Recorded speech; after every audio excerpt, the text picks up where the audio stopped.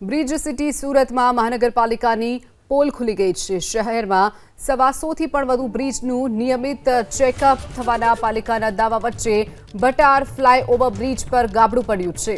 ઓવરબ્રિજના અત્યંત વ્યસ્ત અપ્રોચ પર લગભગ 5 ફૂટ ઊંડું ગાબડું પડતા પ્રશાસનની ઘોર બેદરકારી છતી થઈ છે। આ ગાબડું એટલું મોટું છે કે તેમાંથી બ્રિજની નીચેનો રસ્તો સ્પષ્ટ દેખાઈ રહ્યો છે। છતાંય હજુ સુધી એક પણ પાલિકાના અધિકારીઓ અહીંયા ફરક્યા નથી।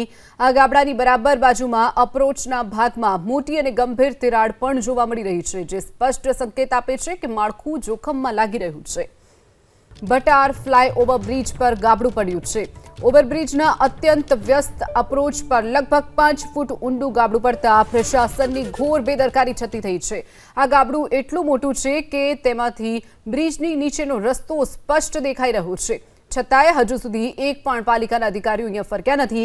આ ગાબડાની બરાબર બાજુમાં અપ્રોચના ભાગમાં મોટી અને ગંભીર તિરાડ પણ જોવા મળી રહી છે, જે સ્પષ્ટ સંકેત આપે છે કે માળખું જોખમમાં લાગી રહ્યું છે।